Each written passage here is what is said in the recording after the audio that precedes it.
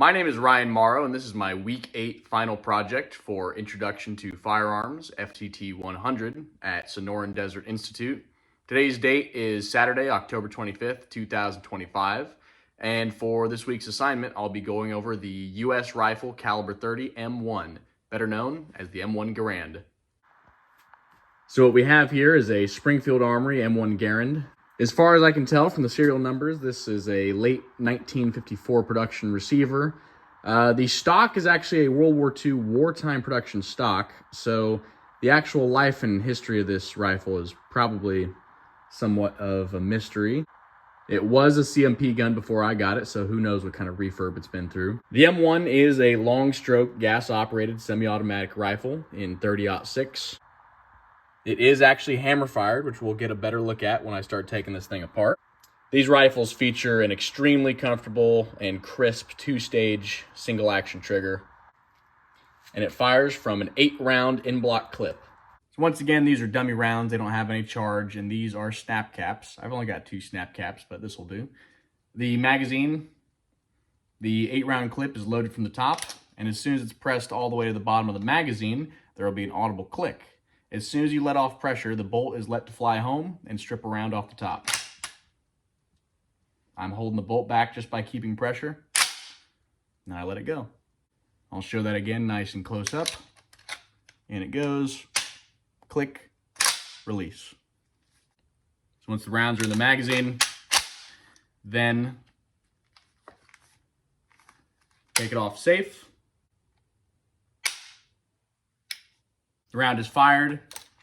The round is fired, gas is tapped off, slaps the operating rod back, extracting and ejecting the round, before it then strips a new one and puts it into battery as well. And then once this gets to its last round, it does that thing everyone likes.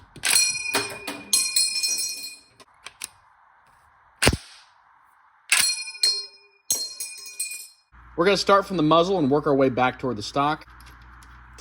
So the gas plug comes out. Then unthread your gas cylinder lock. And off comes your gas cylinder. Next up, this handguard piece. Handguard, heat shield. The spring tension in this shape is actually what keeps it retained. So you want to pull the rear of the trigger guard backwards to get it out of the notch it's hooked into. Just to pull back and get it out of that notch. You can see now it's free. Come right out. There's the hammer. See, it is a hammer-fired gun. The receiver and barrel and op rod all just come free from the stock. The magazine spring is actually using the tension of the operating spring. And so that's the next thing we're going to have to take off. We're going to have to pull this out. Remove the gigantic recoil spring, or gigantic operating spring here. You kind of just have to, I've noticed you just kind of have to play with it till it falls out, but there you go. And that's it. That's as far as it ever needs to be field stripped for cleaning and maintenance. Anything else you'd want to take apart, you would never do this in the field. It would be the responsibility of an armorer to do anything further than this.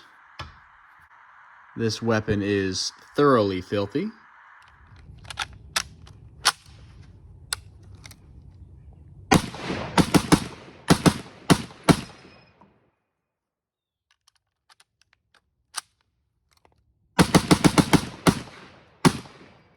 But that's okay, because now we're going to give it a deep cleaning. So over here, I've got my bolt, gas cylinder, trigger group, gas plug, and the gas cylinder lock.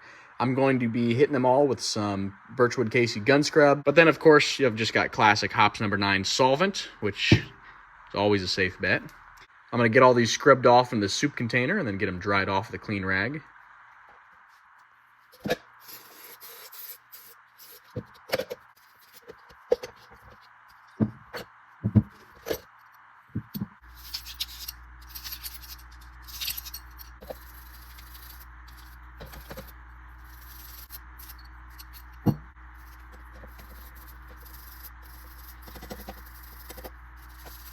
Now I'm going to take some solvent on a rag and wipe down some of these components, such as the op rod and the guide spring and sort of the underneath the barrel area. I'm going to be taking this brush and cleaning out any of the internals. And then after that, I'll go down the barrel with some foaming bore cleaner. This stuff's pretty good.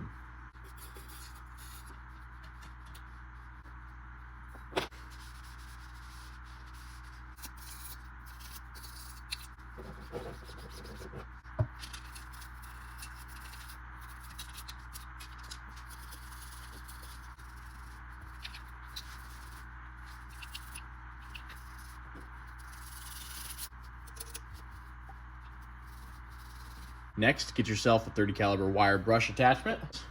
Take some of this bore scrubber, shoot some down this side too.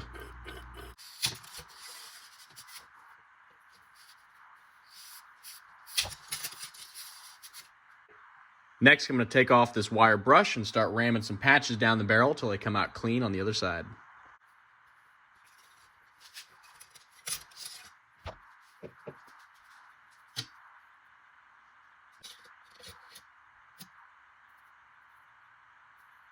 Next, I'll be going over everything with some clean rags, get all the solvents off, and then I'll be oiling everything that needs to be oiled as we reassemble.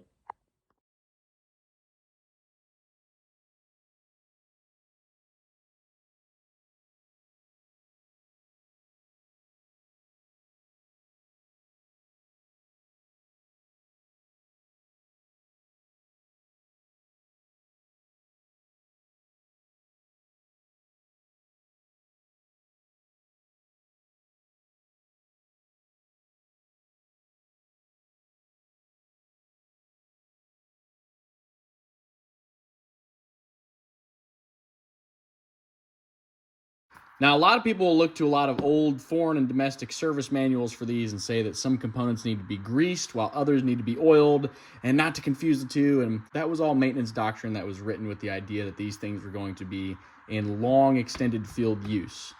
This thing lives in a temperature controlled house inside of a safe and gets brought out and shot with clean ammo out back and then cleaned and put back away.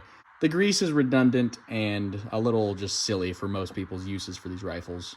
So a few places that I'll be putting drops of CLP will be in the receiver's guide rod cut there. Up into this corner where the guide rod curves underneath the barrel. And the bolts lugs that travel to these cam tracks. Pretty much what you're hitting is all the high traffic contact areas. Last but not least, I'm going to hit the whole stock with some of these break-free weapon wipes. It says U.S. military approved oil. I'm not sure if that's a selling point or not, but anyway, I like to make sure that this old walnut gets just a little bit of oil in it. Preferably, you'd want to use something like some boiled linseed oil, but this will do nicely. After the weapon wipes, I gave it a once-over with another clean rag, and then boom, just like that, I've got a nice, beautiful, clean M1 Garand rifle.